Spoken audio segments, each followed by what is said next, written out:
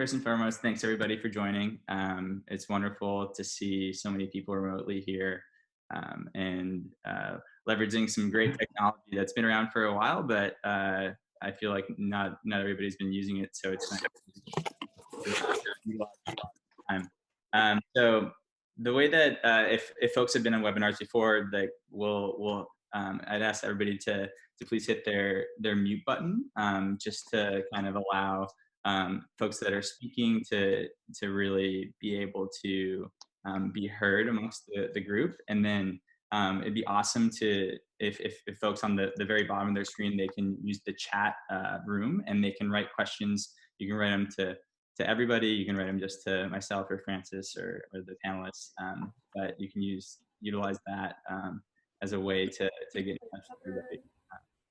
And then for folks that are comfortable sharing their screen, it's wonderful to see everybody's beautiful face in a time when we have social distancing and isolation. So I would love if folks are comfortable to share their screens. But thanks so much for joining. So I guess with that, first, thanks to Francis for getting this all together. Francis is on the team at InstaWork, on the marketing team and leading all these initiatives. And for folks that don't know me, my name is Brad Clune. I'm the Director of Operations for the West Coast for InstaWork, and I'll be the host today. So today we're going to be talking about a few things. Really, like everybody in the industry has been going around chatting with their colleagues, their friends, trying to understand, what is the current status of the world and what will our business look like when things return. And so this is just an opportunity to get a couple of our partners that have been chatting with many folks and developing viewpoints together to just give a perspective on what is the current state opinion on what they're learning, what they're hearing on new safety and hygiene expectations, what's going to happen to catering and service offerings, how will SOPs change and trainings, and then really like where are different areas that we can create and innovate. So with that, we're just gonna I'll give our agenda is really to do an outlook on the new normal, and then we'll go to tactical items on how to set up a safe and communal experience, and then really like what to do next, like what are the next steps as we continue to grow and evolve, and then a bunch of folks submitted questions, so we'll open it up at the end for some to review some of those questions for the panelists. So without further ado, I want to kick it to our two panelists, Roy and Reed. Roy, I'll leave it to you. But why don't you introduce yourself to the rest of the folks on this call today? Hi, everybody. Good morning from Southern California. Thanks for taking the time to join us.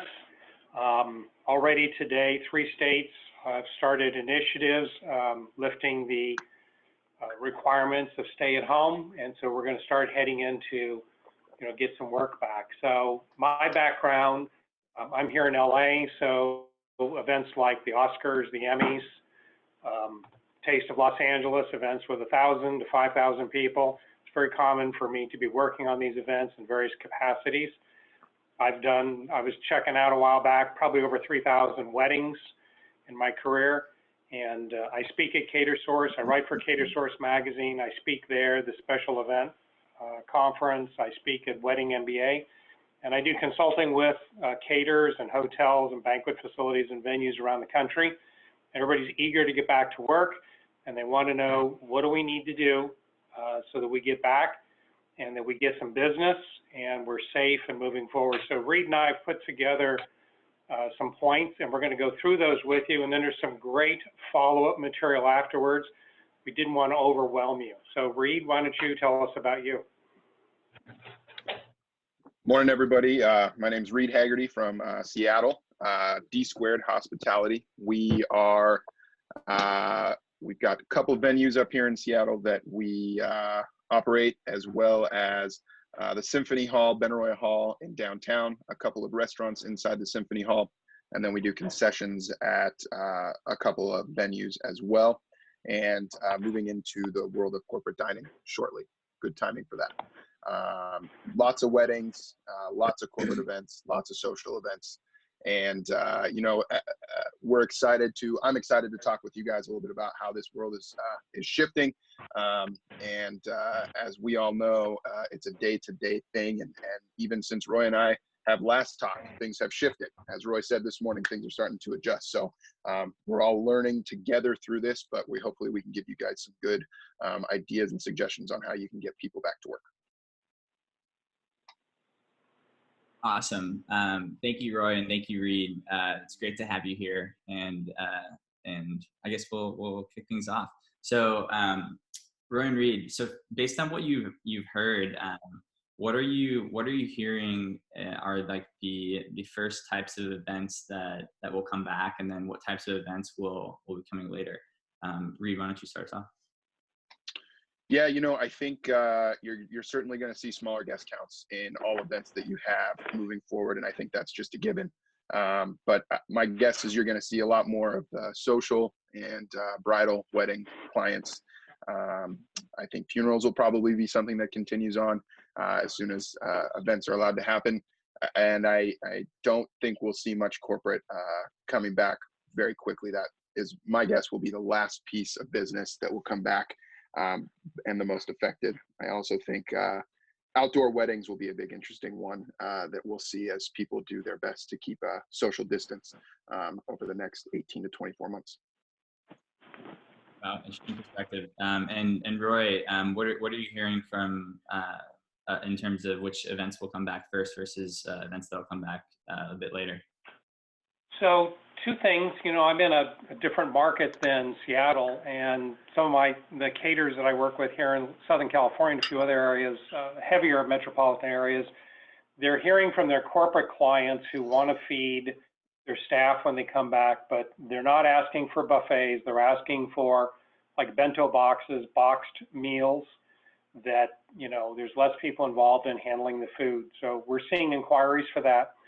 We're also, this is something that came out of one of the caterers in Connecticut that I know, Marcia Seldane, and that is to do virtual fundraisers. All these fundraisers and galas have been scheduled, and they're doing their first one this Saturday. So what was a plated service for like 300-400 people for a library foundation is now people go to a pickup, a central location.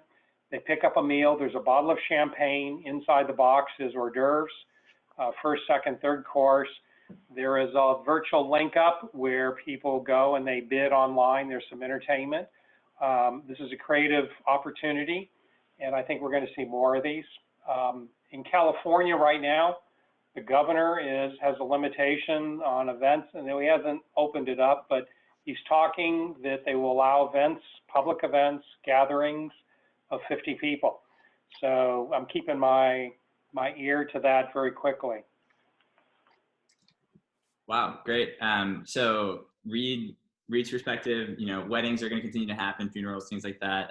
Some essentials that folks really want to go through those events. And then the corporate events are going to be pushed back quite a bit.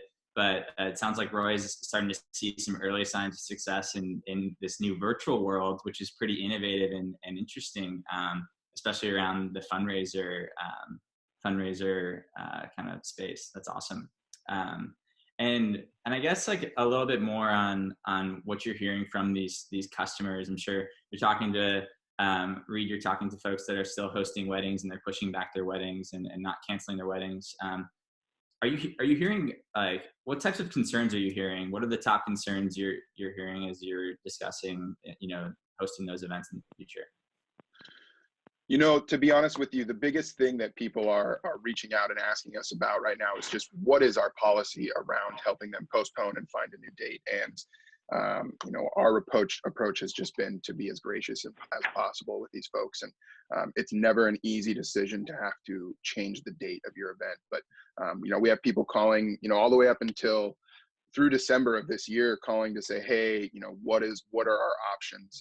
And our standard has really been only looking about 2 months out, as we don't really know kind of how long this is going to last. And then people are also, obviously asking us about, keeping things sanitized and what we're doing to keep things clean and keep things going and keep people healthy.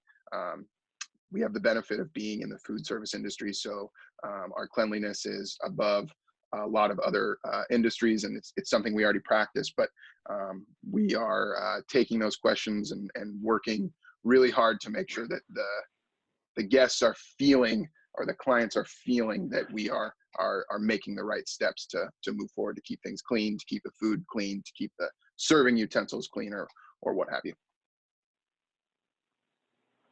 Great. And Roy, from your angle, what are some of the concerns that you're hearing?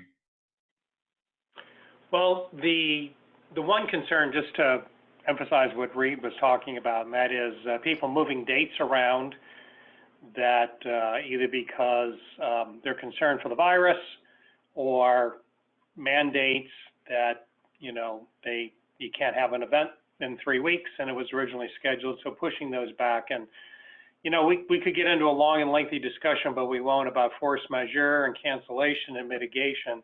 That's a whole separate thing. But what I'm telling you is you need to be flexible with people and try and get that business and keep it in place. And you're probably going to have to do some things differently, like limiting your menu, or maybe doubling up on some events on the days. Then the next thing I hear is from planners in LA is like, how are we going to check and the guests coming in to see if they are safe? Testing is not readily available at this time. There's a lot of discussions about it today on the news services. I think we'll see something soon, but it's not there yet. So things like thermal cameras were being discussed, where it takes a picture of the person, it records their body temperature, and it gives you an alarm if their temperature exceeds 100.4. The next thing that I hear them asking about is, what is the staff doing? What protocols is the caterer taking to be safe and sanitized, to instill some confidence that things like constantly changing gloves and wearing masks. I'm hearing things like that. What additional checklists and details are being followed so that people have a safe experience. Yeah, that's great. And I guess just to go a little bit deeper on that, I know Roy, you've been talking about this checklist we connected before. What are some other items that so Roy has developed a checklist for his staff, and it'd be great if you could maybe shed a little bit of light on the other items that you're running through to kind of make sure that you're leaving no stone unturned in terms of keeping your employees and guests safe during this. Yeah, so I've put together, and this will be available as a follow-up document, probably Wednesday, or when Francis knocks it out. And it's something that you want to look at and then tailor specifically for your organization, because we are, there's federal guidelines, and then there's state and county and city. Like the city of Los Angeles is very stringent, requiring that anybody that's out in public has to wear a mask. In food service, hospitality, they're specific that you have to have gloves and a mask. So this check sheet is something that I've put together talking to various authorities, and it's a sheet that you take, and when somebody shows up to work, somebody needs to go over this, and they fill it out. It's going to ask some questions like, what time they showed up, where are they working, and have they been tested for COVID? Were they tested for antibodies? And then it's going to ask some questions like, have they been around somebody who's been sick in the past 14 days? Have they been sick? Have they, you're going to check their temperature with a thermal forehead thermometer. Do they experience dry coughing? Is their breathing restricted, sore throat, abdominal pain, headaches, pink eye? These are some of the symptoms that lead to this virus, okay? They have rash. Have they been vomiting in the past 48 hours? And they need to answer these questions truthfully. In large events, it's not uncommon for the staff working, to fill out a sheet like this, but they've been looking for hepatitis, or a couple years ago they were looking for influenza, so this is similar. You need to do one sheet per person, and they need to sign off that they've answered the questions truthfully, and it needs to be recorded. You don't have a log because of HIPAA and for other concerns and negligence and liabilities for owners. You need to have one sheet per person. Now, look at the sheet, tailor it for your operation. With if testing comes online, then add testing to the sheet. Hold on to these sheets for 30, 60, 90 days unless your attorney tells you to keep them longer. But you're going to need to be proactive, and this helps instill in the staff, hey, we're having a protocol, we're checking you, we're concerned for you, we're concerned for your coworkers, we're concerned for the guests. And when the planners and the clients say, what are you doing? You can say, here's the check sheet that we use. You can see we're checking anybody. Anybody that doesn't pass, they don't work, okay? So that's pretty much what I have to say on the checklist. Great. And Roy, if you wouldn't mind, I'd just like to jump in a little bit there too, Brad. Yeah. The checklist, we've been developing a very similar thing to what Roy is doing. And one piece of this is really the communication with the team prior to coming to work, and so that they know, sending an email out to the folks that will be coming in, that will be going through this. We don't want to blindside anybody. We want to set it up for them so that they come in, they're prepared. And then that way, some of those questions are probably going to be answered before they decide to come to work. So it's important to us that we continue to keep our guest first teamwork philosophies. And in order to do that, we want to make sure our staff is fully prepared for everything they get and what they're going to encounter when they arrive at work that day. Yeah, there's a great story in Tom Peters' book, In Search of Excellence, and it talks about what's called a NETMA badge, and we want to avoid NETMA badges. A NETMA badge is when somebody comes into your office and they're blindsided, and you don't want that. NETMA stands for Nobody Ever Tells Me Anything. So you really want to be proactive with your communications so that everybody knows. Nobody likes surprises, and when they come in, they're aware. Yeah, we have a checklist. Yes, you're being asked to disinfect your flashlight, your crummer, your cell phone, these type of things. And you're going to find that people are going to respond positive to this. Yeah, absolutely. That's a great perspective. And so in the past, I found these checklists, and we'll be sharing this afterwards. I know there are some questions in the chat about that. We'll be sharing this, and it's great to just use this as like a foolproof way of executing and making sure that you have you're executing your operations to a T, and just instilling consistency and standardization across shifts. So would encourage folks to help to improve that and to work off of that as we send it out. So thanks for sharing that, Roy, and your perspective, Reed. And so I guess and also kind of in tune with that, how are you both thinking, Reed? How are you thinking about training your staff as things come back to normal, and you're training them on the new standards?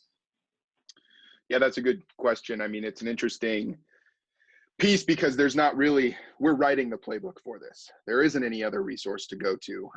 And so we're figuring this out as we go. And so each step of the way, we're wanting to make sure we're doing things right. But there's going to be a lot of training that goes into this, and it's probably going to be slow. It'll probably be tiered. We'll probably do it. Leadership will probably be the first team to get the training on what it is, and then it'll kind of go out to the prospective departments so that each department can truly get a good training going on their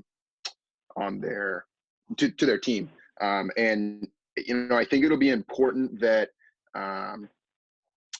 there is one person who's a part of that training all the way through, so that the training is consistent. But as time goes on, it'll become more second nature with these new practices, and it will just become part of the job and what we're doing. And I think that a lot of these practices will be here to stay for a long time. And I don't necessarily think that's a bad thing. Do I like having folks wear gloves on the floor? I don't think that it's a great look, but I think that that's a shift. And I think that the public is going to like to see that now, which means that those things are going to stick. Yeah, that's a good point. So you also mentioned something I want to really quickly touch base on, which is these standards are going to be here for a while.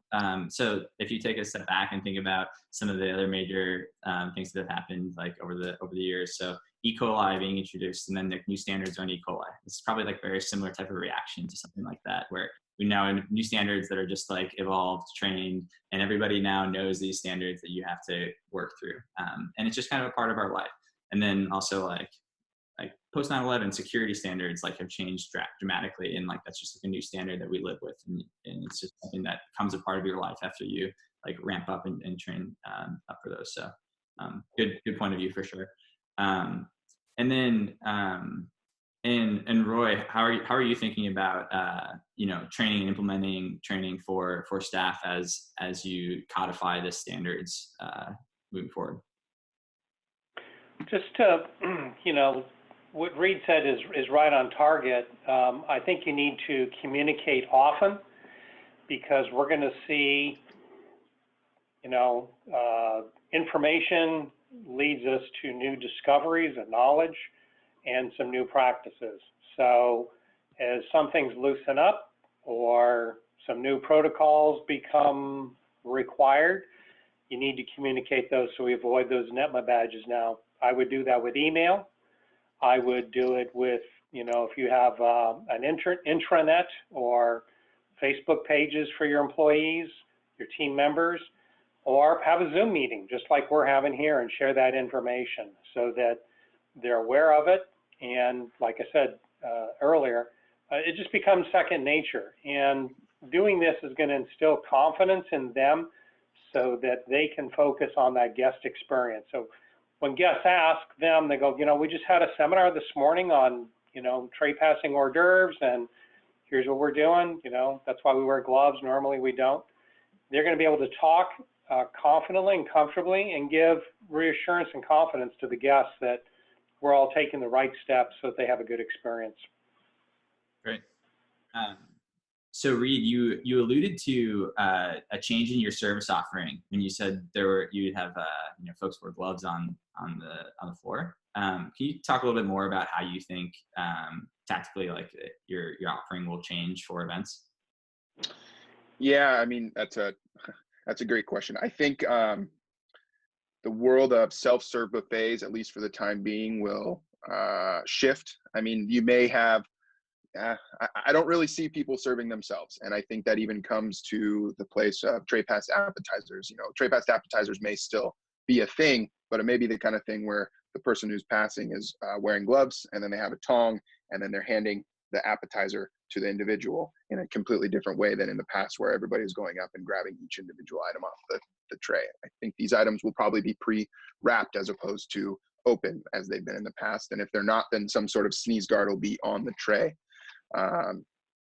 Buffets may be a thing of the past, or you may have somebody standing behind and serving each and every item, which I know some places do already, and it might just become a way to have a higher level of service. And I think that's how it could be sold to a client is, hey, we're offering this as a higher level of service. We're taking care of your guests. Stations, small plate stations, that sort of thing. And Roy mentioned the kind of bento box style offerings for corporate. It may be the kind of thing where it's like a bento box style or a buffet box style, where you're just walking up to a buffet and grabbing a pre-made box that's already made for you. So those are a couple things. And then bar offerings. I think the biggest thing that will be different there will just be the way that your bartenders are working with their lemons and their limes and their all that. It's going to be a different world. There's going to be tongs all over the place. There's going to be gloves all over the place. There's going to be hand washing stations behind every single bar. So it's really going to shift the way that you see things out on the floor. Yeah, it really is quite a perception thing. So I'm going to try to. I'm also reading these comments. Some great questions in the chat room. I'm going to try to incorporate a few of those as we're going through the conversation. So there were some questions about hors d'oeuvres, buffets. You talked about that. There was another question a bit higher in the chat about maybe going cashless for like a bar. What are both of your perspectives on like totally touchless experiences where you have some staff fully serving and then also maybe like a cashless experience? Have you been thinking about that much? Yeah, a couple points on there is, one is I'd suggest that you trim back drastically your menus, offerings, and think of it as like a matrix for a moment, so that or like as a Chinese menu, in respect that you take an item and you figure out 10 different ways to take chicken and turn it into an hors d'oeuvre, and limit your offerings so that you keep your inventory levels down, the production techniques are kept down. The staff will be able to sell these. You're going to have to encourage them. I know everybody wants to have something different, but I don't see that really happening for about 90 days. And I think that when we're tray passing these items, wrappers and disposable vessels are going to be something to offer. And I think you're going to need to see a little more busing. Some places are really good on their busing. Some places are going to need to step that up. They're going to need to assign another person. You're going to have to tell the client, this is sort of a health department requirement. You have to have a person who is constantly, very aggressively busing. And I think that we're going to see more requests for disposables, or offering that, higher quality disposables for the nicer events. So there's no scullery or dishwashing, it's just done. And I think we're going to see roll-ups. I'm already hearing about this from some planners. They want all the flatware rolled up and placed on the table, or the guests pick it up someplace. And towels, hand towels, that when the guests sit down, there's either a disposable, like you go into a Japanese restaurant, and at the sushi bar, they either hand you a warm towel, or there are disposable ones. And I think you're going to see those at the beginning of the meal and after the meal. Maybe those are two items that could be placed on the table. Yeah, those are some great ideas. And it sounds like, with this increased level of service, it sounds like this will all inevitably cost more money. Do you think that this is like, given the time of like the world, potential economic recession, things like that, is this something that will turn folks off from hosting events? Will this be costs that we are eating, or is this something that you think that folks will be willing to bear? I think it'll be interesting. Go ahead, Reed. No, I was just going to say, it's the new reality. We're going to have to add some additional staff to these events to carry out these actions, and that might be a negotiation for the salespeople to work that out. But from an operations standpoint, some of these people, if you take a look at your typical event, maybe some of the staff is there for 8 hours. We only need staff for 5 hours. So, I think this is an opportunity where there are some people that may be new to our industry that are trying to make up for the hard times, the rough times, and they're happy to work a 5-hour shift, and they don't need the 8, they're just happy to work 5, and/or using outside resources, outside staffing agencies. So it's the new reality until they back off on sneeze guards and all these kind of things. So now there's one thing just to emphasize on this. There is no evidence to date, even as of this morning when I checked at various USDA and some blogs and so forth that follow food safety, there's nothing that suggests that the COVID virus is transmitted with food. And I watched Bill Marler. Bill is up there in Seattle with Reed. He's the foremost authority on food safety, and he repeatedly looks into it, checks all the sources. So, we're all feeling pretty good about that. Yeah, and just to kind of continue on, with the new normal that Roy was talking about, the other piece of that is you're going to have events that are going to happen sooner, and those events are going to be events that maybe had a 300-person guest count that has now down to a 50-person guest count because of restrictions, or 1,000 that's down to 250, or whatever that may be. So there may be, while we are going into some sort of recession, there may be opportunity there where the dollars are already allocated to that event, and so upping the staffing to keep the folks safe, upping your needs, it's not going to be a surprise. People are going to be happy to do this because they're still going to want to have their event. And if they don't want to have their event, or if they want to have their event but they don't have the funds, then it maybe doesn't make sense for them to be having their event. So that I think the guest counts will help, at least in the beginning of everything coming back, where lower guest counts are going to probably be the case. Yeah, I think that's a good point. You're probably going to see smaller events happening, people having events with fewer folks, but having, budget allocated towards it. So maybe it's all right. Great points of view. Thank you. And so I guess actually, Roy, you alluded to this a little bit on the resources that you're looking into on a regular basis. It'd be great to hear from both of you. Just where are you turning to learn about these new standards that are being implemented, and like the most current thinking on how is the world going to evolve in a world once events start opening up? Maybe Roy, I'll kick it to you first. What are the news sources, the people, and the areas that you're looking to on a daily or weekly basis? Well, the first place that I participate in is with the International Caterers Association. If you're a member of ICA, they have a Facebook Roundtable. It's a Facebook page. It's a group. I think there's like 1,800 members that are caterers, mostly like 90% of the U.S. The other 10% are outside the U.S. And every day people post questions and challenges from, business interruption insurance, force majeure, to like the things we're talking about here today. What do we do? What about these type of requirements? There's a couple of the Facebook groups that I'm involved in, so I look, see the questions and post there. There's several LinkedIn groups that deal with catering professional events. I follow the guidelines from the CDC and the state of California because that's where I'm located. There is a number of there's a wide variety of publications that I read that deal with food service. One of them, I follow Bill Marler's blog on food safety. I have a number of feeds that I've set up in Google that, based on certain words, will produce news stories.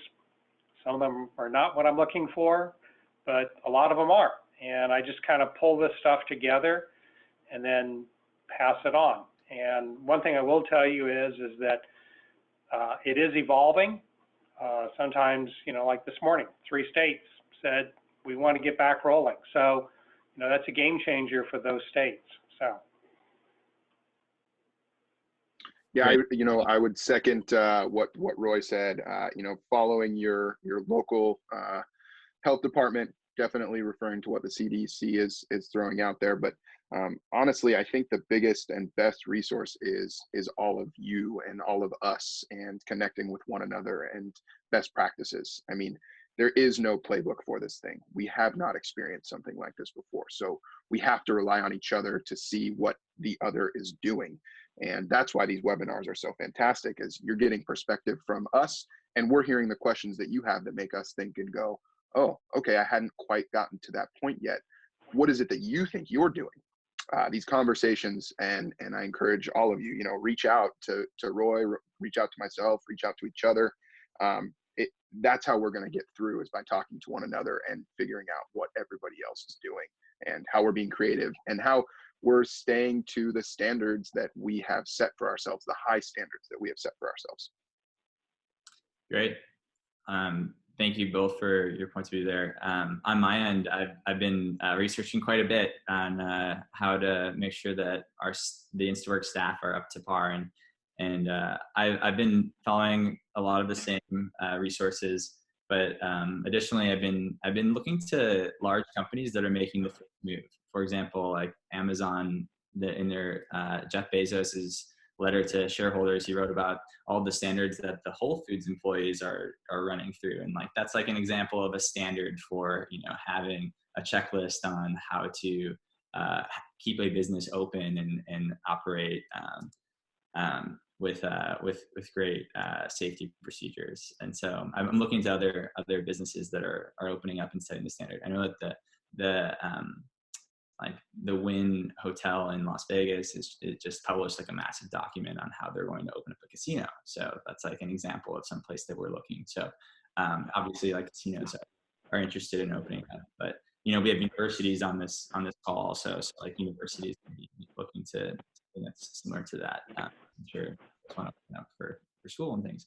But yeah, lots of good resources out there, and we'll definitely we'll definitely share that in the email with kind of everything packaged, the resources that we all look to, and just so that you can all know our point of view and ask questions there.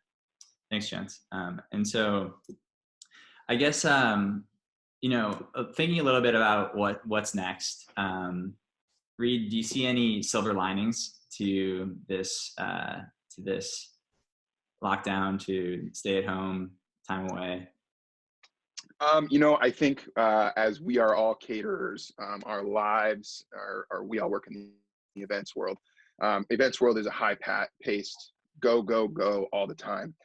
This has certainly been an opportunity for me personally to focus a little bit on my home and focus on my health and taking care of, just doing things that maybe those projects that have been built up for a long time. That's my personal, what's happening personally. I think, in our industry, I think it's giving us a great opportunity to look at what our guidelines are, what practices we're following, and to reset expectations with our staff and reset expectations on, it is mandatory that you wash your hands. And of course it's always been mandatory, but it's giving us this second opportunity to do that. And I think that is powerful. And I think the other piece of it is the staff wants to be good. They want to be taking that on. They want to be setting themselves up for success. And you'll know the ones that won't, and those are the ones that probably won't end up lasting with you. So those are my biggest takeaways, silver linings that I've had so far. Great. Roy, how about you? Any silver linings? I think just add a couple more points is that some of the ways in which we serve food, obviously, there's going to be some rather tight procedures demonstrated and in front of the guests so that they have a level of comfort that we're taking the right actions. Reed and I were talking earlier about the tray passing. I think there's an opportunity to be creative, to come up with some new designs and ways that you present food and that it's served. And I'm going to leave that up to your imagination. We're going to start seeing some stuff that's probably posted on Twitter and places like that.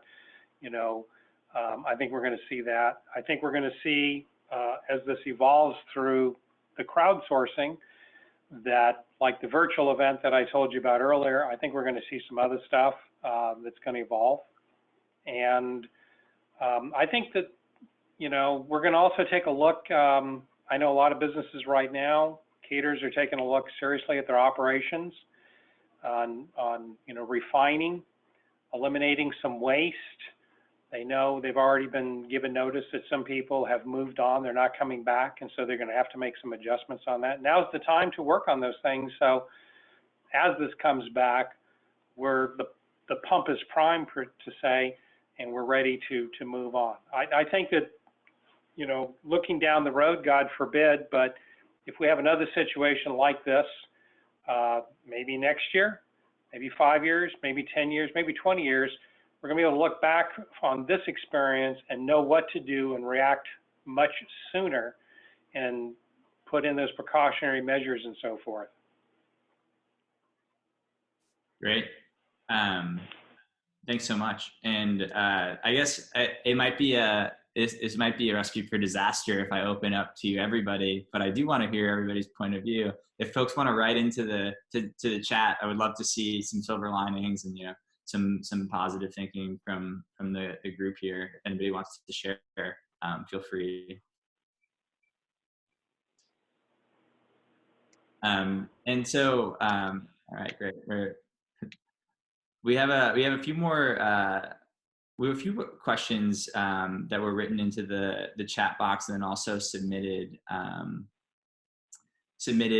beforehand, the Google form. So I think it looks like there's a desire to go through some of these in the chat box. So I'm going to take a quick browse through here to some that we haven't hit quite yet, and then I'll also kind of pivot between the ones that were submitted beforehand. So looks like we have some great some silver linings. First weekend off in 25 years. Congrats, Terry.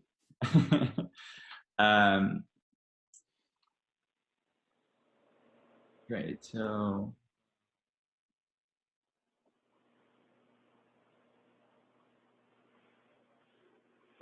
In terms of, so a lot of these we've addressed. Have either of you conducted tastings in the past? How are you going to handle like reintroducing tastings into your facility? Question from Andrew. That's going to be, a new challenge for us. I think, as the restrictions are lifted on restaurants around our in Washington State, I think that will kind of give us the opportunity to lift the restrictions on tastings. And we haven't been doing tastings while there has been a stay-at-home order for us. But when things start to come back, it will just be, our tastings have always been plated and somebody walking in and handing you the food. And so I think it'll just be an extra level of making sure that the gloves are being worn and that, people are keeping their distance, and maybe bigger tables for the social distancing aspect of it. We also discussed having tastings be something that was delivered and trying it in the comfort of your home.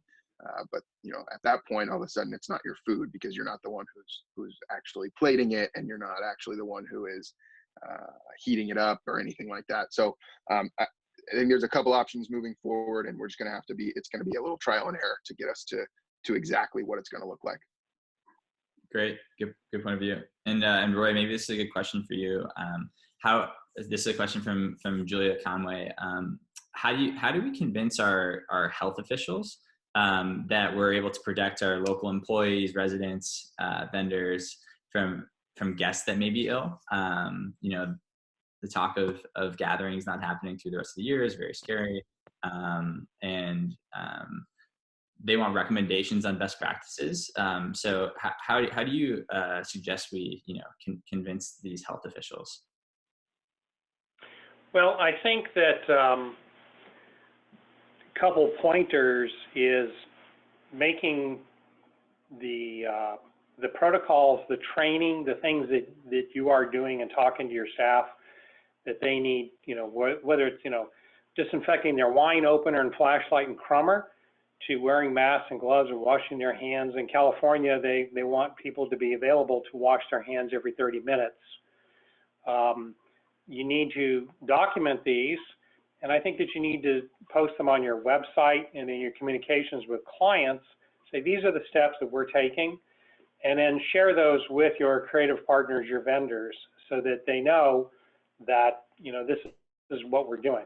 I'll give you an example, because I've had several event planners that are saying, so how are we going to do this with the guests? And on some of these, there's a great thermal imaging camera that I talked about earlier. And when the guests come in, they need to be checked. And probably at some events, they're going to ask them, have you been sick? Are you exhibiting any of these things? And I don't think they're going to squeeze them, because I don't think that's not going to feel comfortable for the guests. But checking their temperature, I think, is going to be an acceptable practice. Everybody's used to it. And then conveying this information to our suppliers and to the health people. Say, hey, here's what we're doing. We're following these guidelines. Here's our checklist. Here's how we do this. We're having people step in a disinfectant bath before they walk in the kitchen. We make sure that our door air fans are working. We're emptying our trash cans more often. Every 30 minutes, we stop and clean all the surfaces.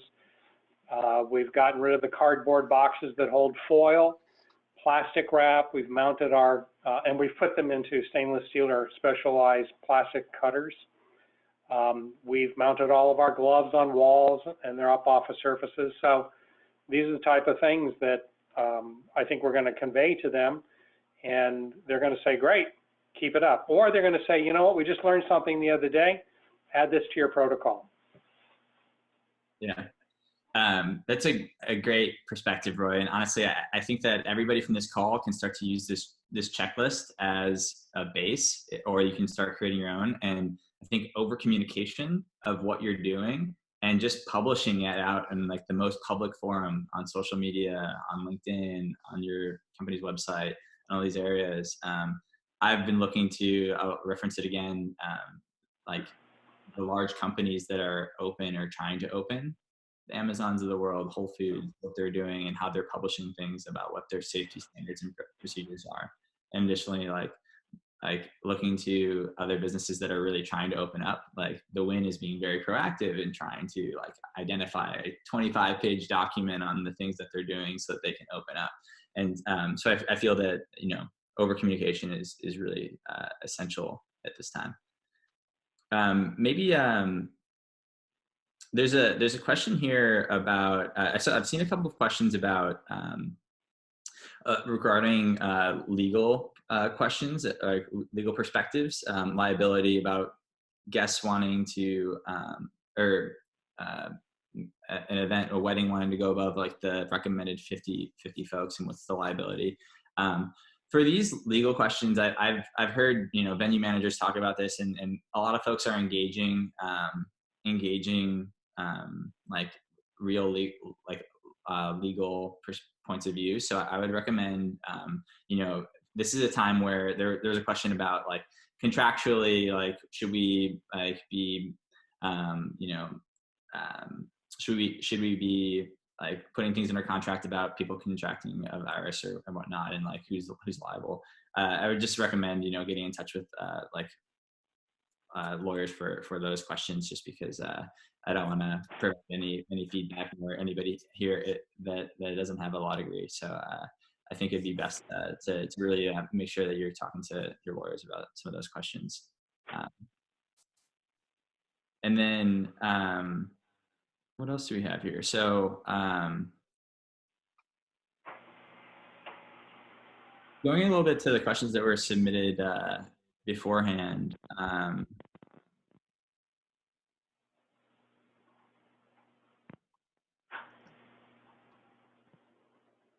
So there's quite a few submitted here.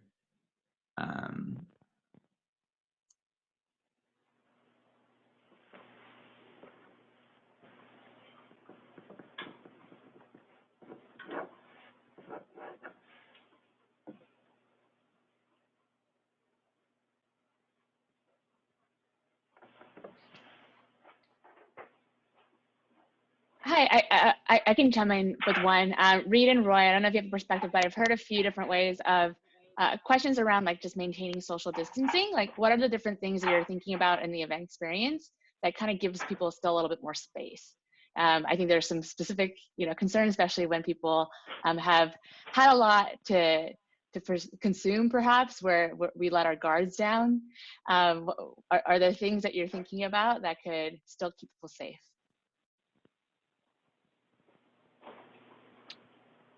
That's a good point and a good question.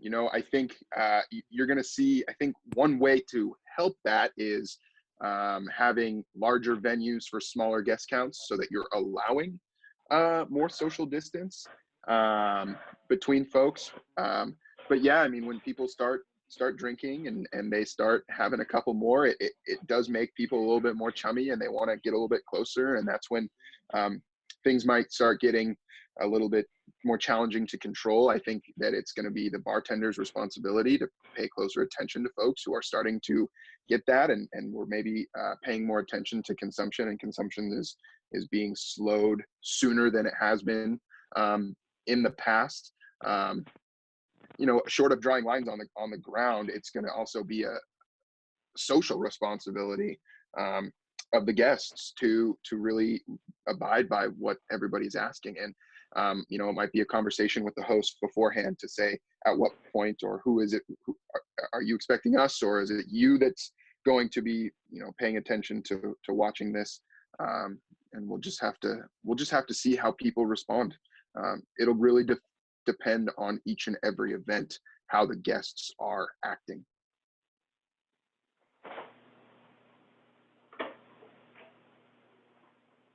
Great. That's a great question. Great answer. Thanks, Reed. Good question from Russell here in the chat. So there's some thoughts that it might be challenging to get employees back that may have been furloughed or laid off.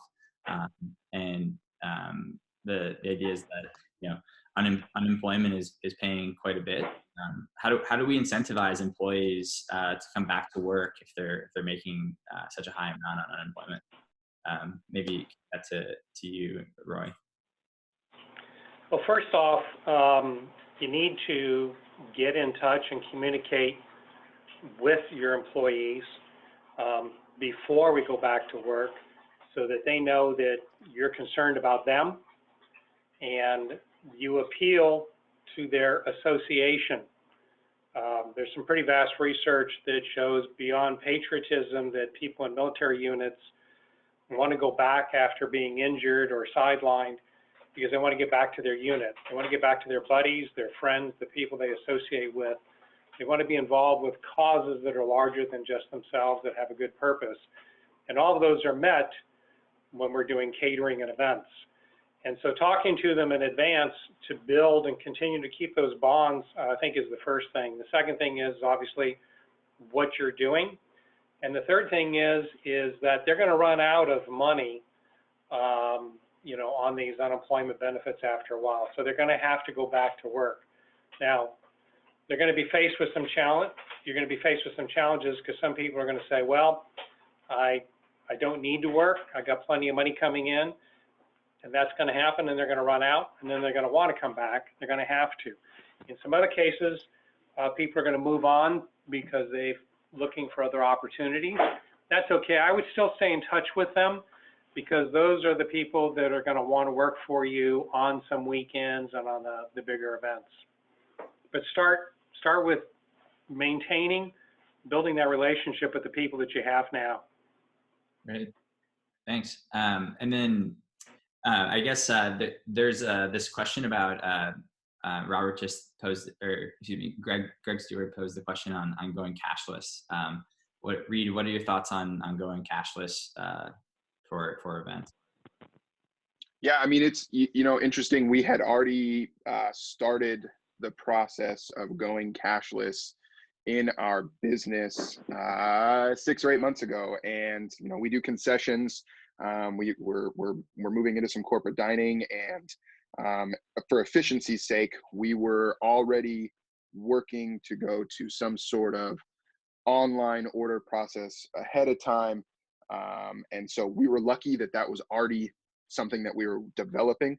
I'm not sure how it'll translate to catered events, because obviously it's going to be a little bit more difficult to have order your drink ahead of time for the bar, say if you have a cash bar set up. However, I think that the idea of having getting Apple Pay and doing some sort of Apple Pay is a great route to go. So if you don't already have that set up, I would reach out to your credit card processing company and see how they can help you with that. I know for me personally, lately, the only place that I really feel comfortable going to pick something up is Starbucks, because I can do my Starbucks app and I just, stick it out the window and they scan it, and that's that.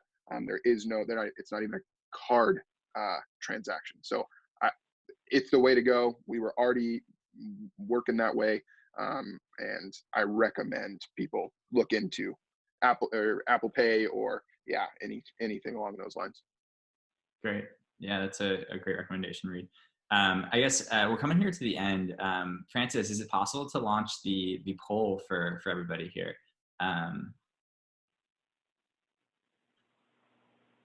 Francis might be on mute. Oh, great. So you might have just had like a screen pop up on your computer. So it'd be great to just like get a different perspectives here. So as of now, what are you planning to do? Are you planning on changing your menu and service options, buying new safety equipment, mandating employee health statements, or retraining staff on COVID-19 hygiene or something other? And then we can show the results after this. You can select multiple. And I think there's one more question afterwards. How do you feel on your level of preparedness? Right. And so while this is going on in the background, just want to thank everybody for their time. Thank you so much, Reed and Roy, for sharing your perspectives.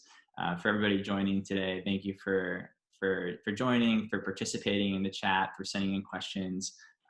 We'll be following up with an email. Francis will be sending an email sharing a bunch of the things that we talked about today, giving you the checklist, different resources, and we hope to continue this conversation. Things are evolving as we go on, and really, as Reed had alluded to, like the best way to understand, what the current best practices are is by sharing amongst this group and getting together in groups like this.